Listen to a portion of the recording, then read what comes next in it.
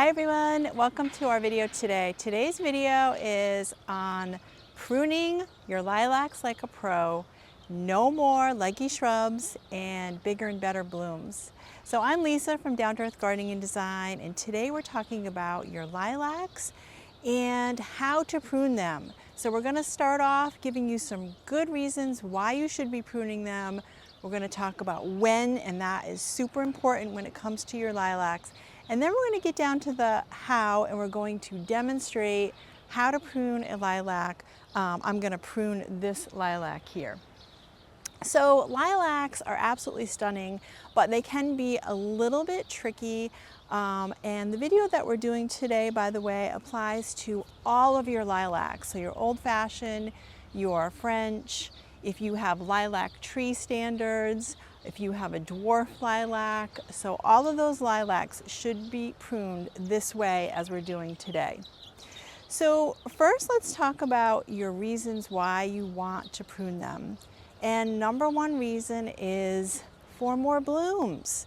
So we want to redirect the energy into putting out some new blooms. So that means you want to be cutting off any of the spent blooms or the seed heads.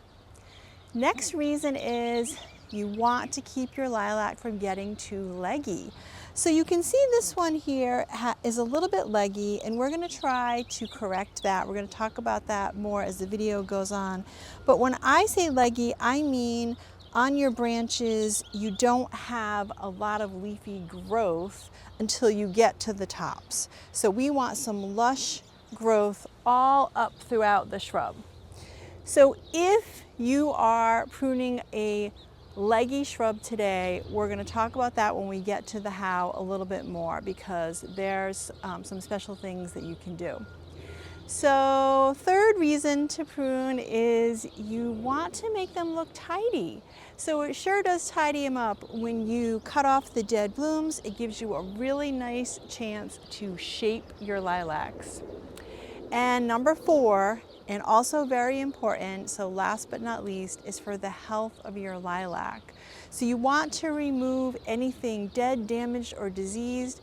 You also want to be thinning your lilac out a little bit, because lilacs are prone to powdery mildew, so they need some nice air circulation. Let's get to the when. Now this is a big question that I get, and this is super important when it comes to lilacs, because spring after they bloom is your main window. So really, I give myself up to 2 weeks after they're done flowering to prune them. And that's because your lilacs flower on old wood. So they're starting to now get into production for next year's blooms. So if you want some beautiful blooms, and a lot of them, you've got to get out there during this main window, which is spring after they bloom, about 2 weeks. So what I would avoid, so here's a don't for you. So late summer, fall, not the time to prune. The only pruning that you should be doing on your lilacs at that time is if you see anything that is dead, damaged, or diseased. So do it very sparingly, because you're cutting off your blooms for next year. Next, we're going to talk about how, but make sure you stick around to the end of the video, because I do have some additional tips for you if you're struggling with your lilacs. So how to prune lilacs, really what you're going to need is a pair of clean loppers, or I like to use my bypass pruners. And by the way, I do have some favorite hand tools and products, and I will put those up in the, I'll give you some links in the comments or the description if you're interested. Okay, so number one is, remember we talked about dead, damaged, diseased. So you'll hear me talk a lot about the 3 Ds when we're talking about pruning. And those are really the first things that you should be tackling first. So this lilac here looks pretty good as far as health goes. So I'm really not too concerned about that. I'm really just going to go around and see if I see anything that falls under that category here. We have some small stuff, but I'm not going to worry about that right now. Okay, so then I'm looking for anything that's crossing. So remember, we talked about air circulation. So now is an opportunity just to thin this out a little bit. So when you're pruning, you want to make your cuts on a 45-degree angle, and that is so the water will shed right off the branches.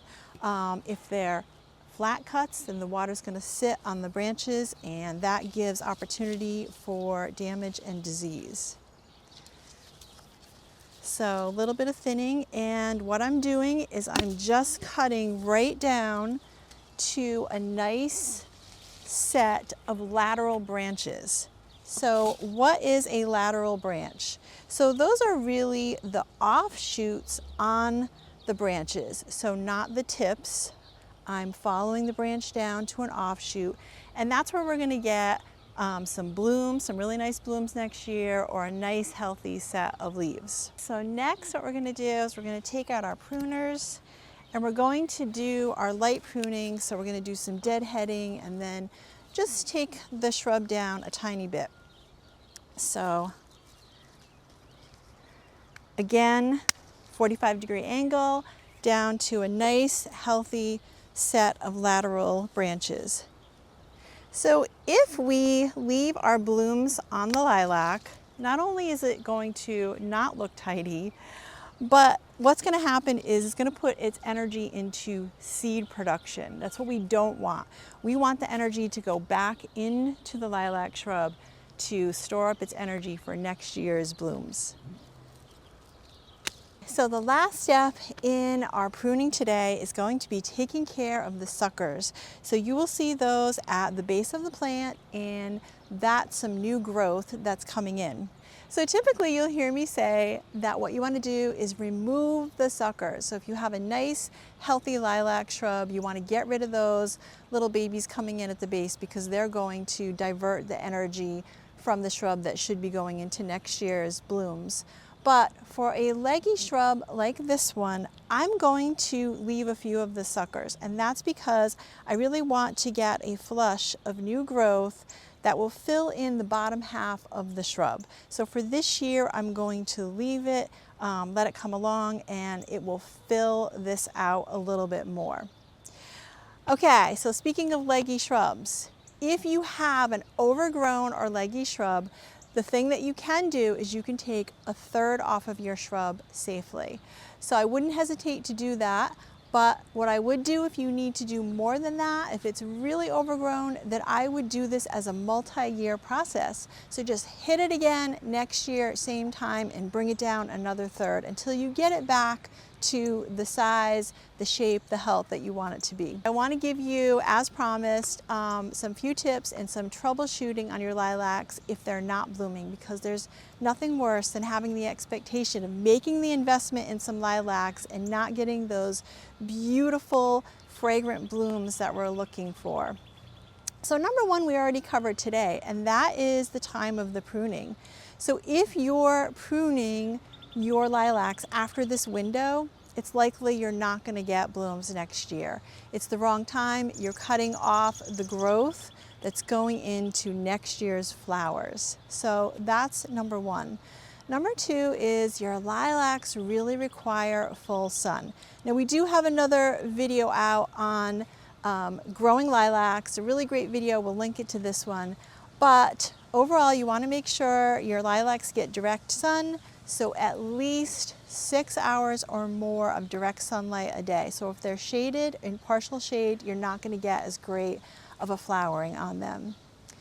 So next is going to be nitrogen. So boo for nitrogen for our lilacs. They do not like it. If your lilac's getting too much nitrogen fertilizer, you're going to get a lot of really great green leaves, no flowers. So you want to back off on the nitrogen. So a lot of times I will find that my clients have lilacs at the edge of their garden or in the lawn, and the lilacs are getting some high nitrogen fertilizer that our grass and our lawns need at their base, and so that will cause them to not throw out any flowers.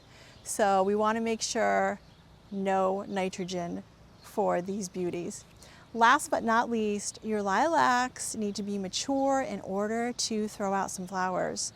So I try to encourage my clients, if I'm buying plants for them, to get the largest size container or B&B, balled and burlap lilac shrub that they can, because those will produce lilac blooms the first year. So if you need to save a little money and you buy a smaller container, so I would say 1 gallon is too small for a lilac to throw off blooms the first year. It's fine, you're just gonna have to be patient and wait a little bit longer for some blooms. So that's it for today. Pretty easy, right? So I really hope I helped you out in your garden and made your tasks easier and your garden more enjoyable. So if you liked our video, go ahead and give it a thumbs up and subscribe to our channel, because we have a lot more gardening coming your way.